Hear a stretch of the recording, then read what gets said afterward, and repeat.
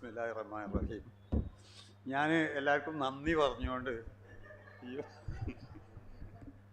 കാരണം എനിക്ക് ഇങ്ങനെ ഇതിലേക്ക് ഇനി കൂടുതൽ എന്ത് കൂട്ടിച്ചേർക്കാൻ കഴിയുമെന്ന് പെട്ടെന്ന് മനസ്സിലേക്ക് വരുന്നില്ല. അപ്പോൾ ഞാൻ തുടക്കം മുതൽ തന്നെ ഇവിടെ ഉണ്ട്.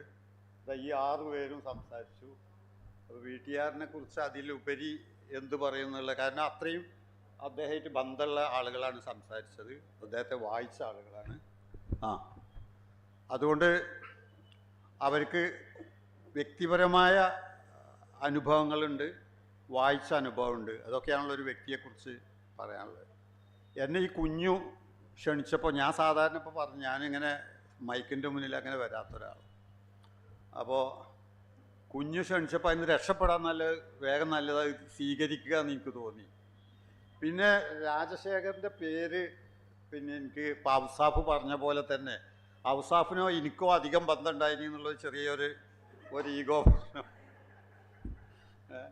ഞാൻ ഔസാഫിൻ്റെ വീട്ടിലേതായാലും വീട്ടുകാർ വന്നിട്ടില്ല, അത് അയാൾ പറഞ്ഞിട്ടില്ല. പക്ഷെ അദ്ദേഹം എൻ്റെ വീട്ടിൽ വന്ന് താമസിച്ചു.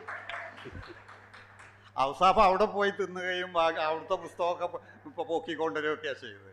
ഞാൻ അദ്ദേഹത്തിന് വിഭവമൊക്കെ ഒരുക്കി എൻ്റെ വീട്ടിൽ വന്ന് ഒന്നിലധികം ദിവസം നിന്നിട്ടുണ്ട്. അദ്ദേഹം മുസ്ലിം കമ്മ്യൂണിറ്റിയെ പഠിക്കുകയാണ്. അന്ന് പ്രഭാകരനും കൂടല്ല, പ്രഭാകരൻ്റെയും മുന്നാണ്. അദ്ദേഹത്തിൻ്റെ കൂടെ ഒരാളുണ്ടായിരുന്നത് ഏലുമല ഉണ്ടായിരുന്നു. അദ്ദേഹം പിന്നെ കേന്ദ്രമന്ത്രിയൊക്കെ ആയി അല്ലേ, ആരോഗ്യ മന്ത്രിയൊക്കെ. അപ്പം ഞാൻ എടോ എൻ്റെ വീട്ടിൽ വന്ന് വീടിയും വലിച്ച് കടന്നുറങ്ങിയ ആള് ഇപ്പോൾ കേന്ദ്രമന്ത്രിയാണ്.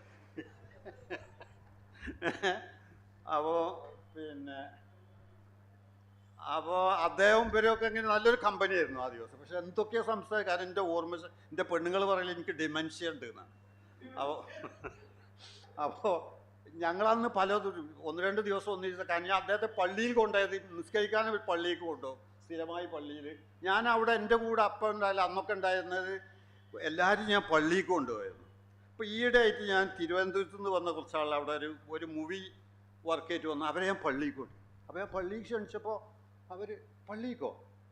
അപ്പോൾ ഞങ്ങൾ തിരുവനന്തപുരത്തുകാരാണ്, മലയാളിയാണ്, ഞങ്ങൾ പള്ളീൻ്റെ ഉള്ളിൽ ഇതുവരെ കണ്ടിട്ടില്ല, ഞങ്ങൾക്കാണ് പോകാൻ പേടിയാണ്.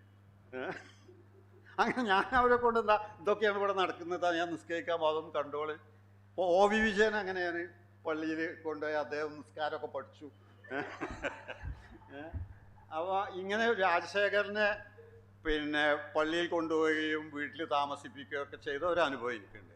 അതുപോലെ തന്നെ പിന്നെ ഓർച്ചാഡ്സ് ബാംഗ്ലൂർ അദ്ദേഹത്തിൻ്റെ സ്ഥലത്ത് ഞാൻ പലപ്പോഴും പോയിട്ടുണ്ട്. പക്ഷേ ഞാൻ പുസ്തകമൊന്നും അവിടുന്ന് കെട്ടിൽ കൊണ്ടുവന്നിട്ടില്ല. പിന്നെ അന്ന് എൻ്റെ ഒരു 30 വയസ്സ് വരെ ഞാനൊരു ഹൈപ്പർ ആക്റ്റീവ് മനുഷ്യനായിരുന്നു. അതിൻ്റെ 30 വയസ്സിൻ്റെ മുന്നാണ് ഈ പണികളൊക്കെ ചെയ്തത്. അപ്പോൾ അന്ന് രാജശേഖരും ഇവർ എന്ത് പരിപാടിക്കാണ് കോഴിക്കോട്ട് വന്നത് എന്ന് എനിക്കിപ്പോൾ ഓർക്കാൻ കഴിയുന്നില്ല. ഏലുമലയും പിന്നെ ഇവർ ഒന്നിച്ചുണ്ടായിരുന്ന ഒരു പ്രോഗ്രാം, അതേ സമയത്ത് മോചന പരിപാടി നിങ്ങൾക്ക് പലർക്കും ഓർമ്മ ഉണ്ടാവുമല്ലോ, ഇന്ത്യയെ മോചിപ്പിച്ച കാര്യം. അപ്പോൾ പിന്നെ അതിലും രാജശേഖർ വന്നിരുന്നു എന്നാണ് എൻ്റെ ഓർമ്മ. അതെ, സെമിനാർ. അപ്പോൾ അതിനു വേണ്ടിയിട്ട് എനിക്ക് അദ്ദേഹത്തെ ക്ഷണിക്കാൻ വേണ്ടി ഞാൻ ബാംഗ്ലൂരിൽ പോയൊരു ഓർമ്മ ഉണ്ട്. അപ്പോൾ എന്തിനായാലും മറ്റൊരു കാര്യം എനിക്കിവിടെ ഇരുന്നപ്പോൾ ഇത് പിന്നെ എൻ്റെ പേഴ്സണൽ ബന്ധങ്ങളൊന്ന് പറഞ്ഞെന്ന് മാത്രം, ഞാൻ അല്ലാതെ അതിൽ കാര്യമായൊന്നും കോൺട്രിബ്യൂട്ട് ചെയ്യുന്നില്ല. പക്ഷെ ഇവിടെ ഇപ്പോൾ ഈ ഇരിക്കുന്ന നിങ്ങൾ ആരെങ്കിലും ദലിത്തുകളാണോ? അല്ലല്ലോ, ഇല്ലല്ലോ, ഉറപ്പല്ലേ? നിങ്ങളാരും ദലിത്തൊന്നാണ്? ഒരാൾ അൽഹംദുലില്ലാ. ഈ സദസ്സിലും എത്രമാത്രം ഉണ്ട് എന്നുള്ളത് എനിക്ക് സംശയമാണ്. വിരലിലെണ്ണാവുന്ന ആളുകളെ ഒരു പക്ഷേ ഇതിലുണ്ടാവുള്ളൂ. അപ്പോൾ രാജശേഖർ എനിക്ക് പിന്നെ ഞാനൊക്കെ വായിക്കാൻ തുടങ്ങിയ കാലം മുതൽ പിന്നെ സ്കൂളുകളിലും അല്ലെങ്കിൽ കോളേജിലൊക്കെ ഉള്ള കാലം മുതൽ തന്നെ ദലിത് വോയിസ് എനിക്ക് ഓർമ്മയുണ്ട്. ഒരിക്കൽ ഞാൻ ബാംഗ്ലൂരിൽ പോയി രാജശേഖരൻ്റെ കൂടെ ദലിത് വോയിസിൻ്റെ 1ാമത്തെ ഇഷ്യൂ കിട്ടാൻ വേണ്ടിയിട്ട് അദ്ദേഹം തന്നെ തിരഞ്ഞെടുത്ത് എനിക്ക് തന്നത് 1 മുതൽ. അങ്ങനെ ഞാനത് ദലിത് വോയിസിൻ്റെ ആദ്യത്തെ വോളിയൂംസൊക്കെ എൻ്റെ കയ്യിൽ ബൈൻഡ് ചെയ്ത് ഉണ്ടായിരുന്നു. അതിപ്പോഴും വേറെ ലൈബ്രറിയിലുണ്ട്. അപ്പോൾ അന്ന് ഞാൻ അങ്ങനെ ഈ പീരിയോഡിക്കൽസ് കളക്ട് ചെയ്യുക, ബൈൻഡ് ചെയ്യുക, ഇതൊരു എൻ്റെ ഒരു വിനോദമായിരുന്നു. അപ്പോൾ അതിലൊന്ന് ദലിത് വോയിസ് ആയിരുന്നു, കൃത്യമായി ഫോളോ ചെയ്യാറുണ്ടായിരുന്നു. അപ്പോൾ ദലിത് വോയിസ് എൻ്റെ ഫ്ലോ നഷ്ടപ്പെട്ടല്ലോ. ഓക്കെ, ഞാൻ ആ കാലം മുതൽ ദലിത് വോയിസും ആ ചിന്തകളും അതുപോലെ ദലിത്തുകളെക്കുറിച്ചും കുറേയൊക്കെ മനസ്സിലാക്കാനും ഇടപഴകാനും ഇപ്പോഴാണ് എൻ്റെ ലോകം മാറി വേറൊരു സ്ഥലത്ത് എത്തിയത്.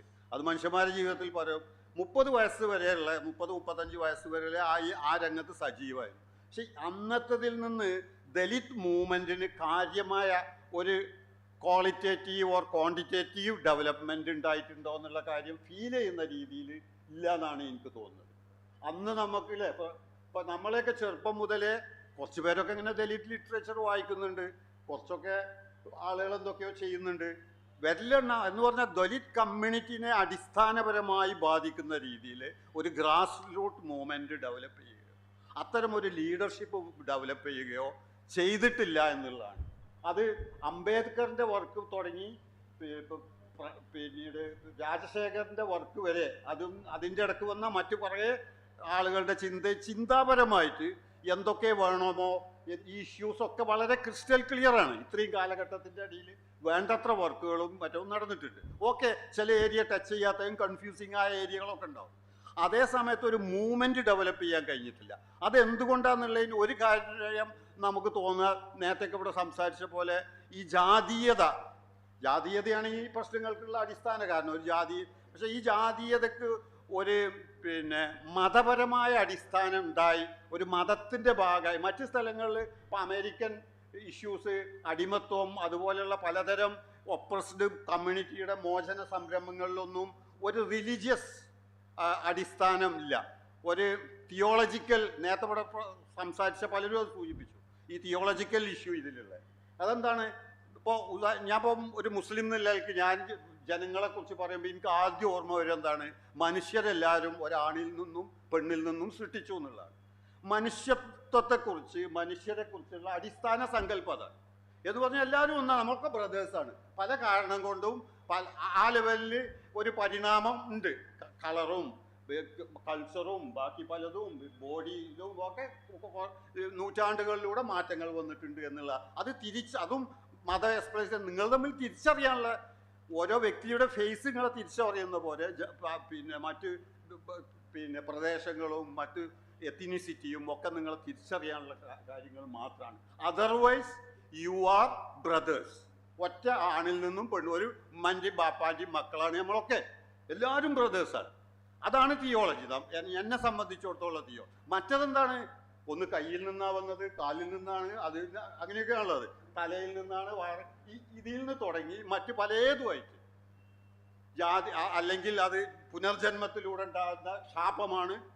അങ്ങനെ ഒരു വിഭാഗത്തെ ജന്മനാ തന്നെ ഓരോരുത്തരെയും ഇങ്ങനെ സ്ട്രാറ്റജൈസ് ചെയ്ത് നിൽക്കുന്ന ഒരു ഫെയ്ത്ത് നിലനിൽക്കുകയും അത് മതത്തിൻ്റെ അടിസ്ഥാനമായി കാണലും അതിലൂടെ ദൈവത്തെയും മറ്റുള്ളതും മതമൊക്കെ നിലനിൽക്കുന്ന ഒരു സാഹചര്യത്തിൽ ഇത്തരം റാഡിക്കൽ മൂവ്മെൻറ്റ് ഡെവലപ്പ് ചെയ്യുന്നതിലും അത് പ്രയാസം ഉണ്ടാക്കുന്ന ഒരു കാര്യം നമ്മൾ അതല്ലാത്ത മറ്റു പല കാരണങ്ങളുണ്ടാവും. സോഷ്യോ എക്കണോമിക് കാര്യങ്ങളൊക്കെ, മറ്റു കൾച്ചറൽ കാര്യങ്ങൾ, ഇങ്ങനെ പലതും ഉണ്ടാകാം. പക്ഷെ ഒന്ന് നമ്മൾ മനസ്സിലാക്കാനുള്ളത്, രാജശേഖരനെ കുറിച്ച് അദ്ദേഹത്തിൻ്റെ സ്വപ്നത്തിലുണ്ടായിരുന്ന, അതുപോലെ അംബേദ്കറിൻ്റെ സ്വപ്നത്തിലുണ്ടായിരുന്ന ഒരു റാഡിക്കൽ മൂവ്മെൻറ്റ് ഏറ്റവും അതിൻ്റെ തുടക്കം പോലും കാണാത്ത ഒരവസ്ഥയിലാണ് നമ്മൾ. മറിച്ച് ഒപ്രസ്ഡ് കമ്മ്യൂണിറ്റി മോർ പവർഫുൾ ആവുകയും ഇപ്പോഴുള്ള അവസ്ഥ, നമ്മളൊക്കെ കോൺഗ്രസ് ഭരിക്കുന്ന കാലത്താണ് രാജശേഖരനെ കൊണ്ടുവന്നതും പ്രസംഗിച്ചതും മോചിപ്പിക്കാൻ ശ്രമിച്ചതും റാഡിക്കലിസം കാണിച്ചതും ഒക്കെ ആ കാലഘട്ടത്തിലാണ്. ഇന്ന് അതൊന്നും പറയാൻ പോലും, ഇപ്പോൾ സിമിന്ന് ഞാൻ ഇവിടുന്ന് പറഞ്ഞു പോയാലും അല്ലോ സിമി എന്താണെന്നുള്ള ആ പദം പറഞ്ഞു പോയാൽ തന്നെ അപകടം തോന്നിക്കുന്ന ഒരു അവസ്ഥയിൽ ജീവിക്കുന്നതിലേക്ക് ഇത് വളർന്നു എന്നുള്ളതാണ്. സിമിയിലൂടെയാണ് നമ്മൾ ദലിത് വോയിസിനെയും അതുപോലെ ടി രാജശേഖരനെയും അത്തരം പരിപാടികളൊക്കെ കണ്ടത്. I am proud of it.